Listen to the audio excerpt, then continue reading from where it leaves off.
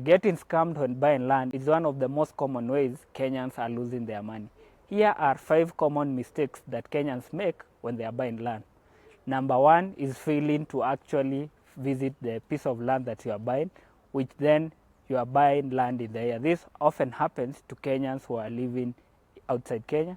So they will send money to buy a piece of land, and they are told the piece of land is somewhere very prime, but they have never seen it, and they have not talked to the neighbors, or they have not known if there is a hidden history to this piece of land, or even the piece of land could be having other issues. For example, it floods, or there is a dispute around it, or is even found to have been sitting on public amenities. Number 2 is buying land without the requisite legal documentation.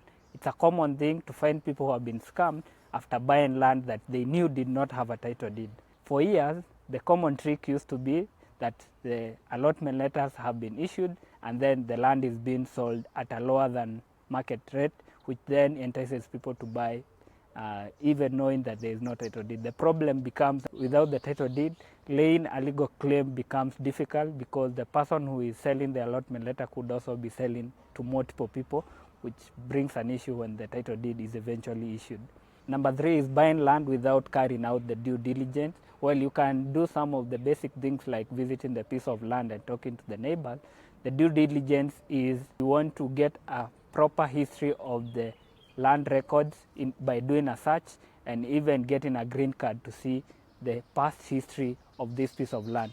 It's common to find that while the person who is purporting to sell it is claiming to have a title, or is claiming to be the owner, the actual registered owner of that property could be a different person. So that protects you. Carrying out a due diligence also helps to see if there have been encumbrances on this piece of land. So maybe you will get to know a piece of land that's attached to by a bank, or there is a caveat to it being sold because of a credit, because it has been used as a guarantee when taking credit, or there have been a dispute at some point in the ownership history. Number 4, especially in the rural areas, is to assume that the person who is selling the piece of land, maybe because they are old, or they are in the rural areas where people are not wakora, that it's safe to buy. So many people, especially in the urban areas, will go to the rural areas to buy land and fail to carry out the full procedure because they trust that the old man is genuine.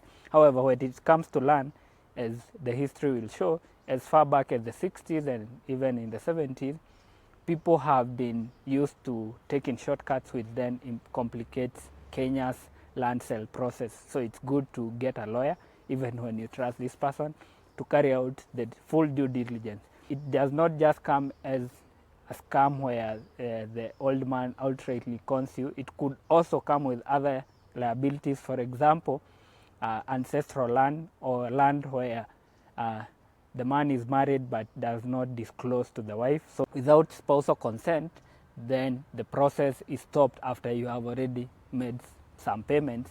Number 5, a common mistake is most people, when they are buying the land, they will pay the full amount up front, which is not entirely bad, but it's the law actually permits that you can pay a 10% payment after you have agreed with the seller, and then you can complete the installments in 90 days. This arrangement is advisable because in the event of issues arising in the process, you only lose 10% of what you had paid, or you lose part of what you had paid along the way, instead of losing the entire amount, which sets you a lot more back, as opposed to when you had made partial payments, which are completed at the point the title deed is released in your name.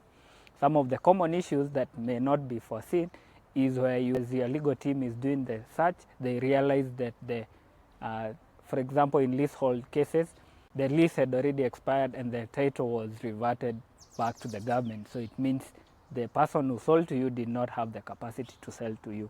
Money254.co.ke has written more about the best practices as well as the pitfalls to avoid when you're buying land in Kenya.